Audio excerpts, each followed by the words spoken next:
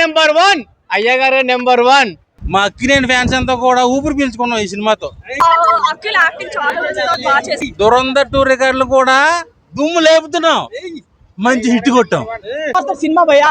నేనైతే అఖిల్ అన్నని ఎక్స్పెక్ట్ చేయలే భయ్యా. అవ్వ ఏం యాక్టింగ్ రా నాయన అన్న. సినిమాలో యాక్టింగ్ అన్న, ఫైటింగ్ సీన్ అన్న, ఆ లవ్ అయినా నేనైతే ఎక్స్పెక్ట్ చేయలేదు. సినిమా స్టోరీ మాత్రం అదిరిపోయింది. డైరెక్టర్ గారు హ్యాట్స్ ఆఫ్. అండ్ డైరెక్టర్ గారు స్టోరీ తీసుకొచ్చి అఖిల్ గారు చెప్పారు కదా, అది నాకు బాగా నచ్చింది. భాగ్యశ్రీ అండ్ మన అఖిల్ అన్న వాళ్ళిద్దరి లవ్ అండ్ కాంబినేషన్ మాత్రం జంట మాత్రం అదిరిపోయింది. ప్రతి సీన్ బాగుంది, ఆ సాంగ్స్ కూడా బాగున్నాయి. మెయిన్ గా భయ్యా ఇంటర్వెల్ బ్యానింగ్ ఉంటుంది భయ్యా. అవలా ఆ ఇంటర్వెల్ బ్యానింగ్ టికెట్ మొత్తం పెట్టుకోవచ్చు భయ్యా. అసలు ఏం భయ్యా ఆ ఫైటింగ్ సీన్, కార్ మీద ఎక్కి ఫైట్ సీన్ చేస్తాడు భయ్యా. అసలే అఖిల్ అన్న సినిమాకి ప్రాణం పెట్టిండు. మన పోయిన సినిమాలు చూసుకుంటే అవన్నీ వేస్ట్.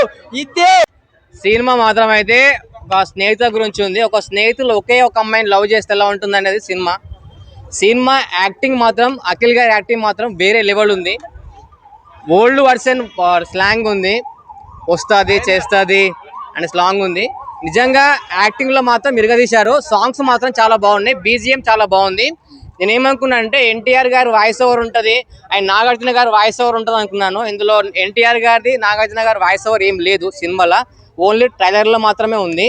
సినిమా అయితే ఫస్ట్ నుంచి లాస్ట్ వరకు ఒక బెస్ట్ ఫ్రెండ్స్ ఒక అమ్మాయిని లవ్ చేస్తే వాళ్ళిద్దరి మధ్యలో పగ ఉంటుంది. మొత్తము వైల్డ్ ఫైర్ లాగా ఉంది సినిమా. యాక్టింగ్ మాత్రం మిరగదీశారు, కానీ అనుకున్నంత ఎక్స్పెక్టేషన్ మాత్రం లేదు సినిమాలో.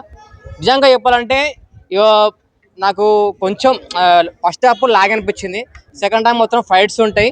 అండ్ స్టోరీ మొత్తం ఓవరాల్గా చెప్పాలంటే నీట్గా ఉంది మూవీ. అయితే స్టోరీ కానీ బ్యాక్గ్రౌండ్ కానీ విలేజ్ బ్యాక్గ్రౌండ్ తీసుకున్నారు. అఖిల్ గారి యాక్టింగ్ మాత్రం అయితే నీట్గా ఉంది, సింపుల్గా ఉంది. కానీ హీరోయిన్ మాత్రం చాలా బాగుంది, హీరోయిన్ మాత్రం చాలా బాగా చూపించారు. గుడిలో ఇస్తారు హారతి ఈ సినిమాలో ఉంది భారతి.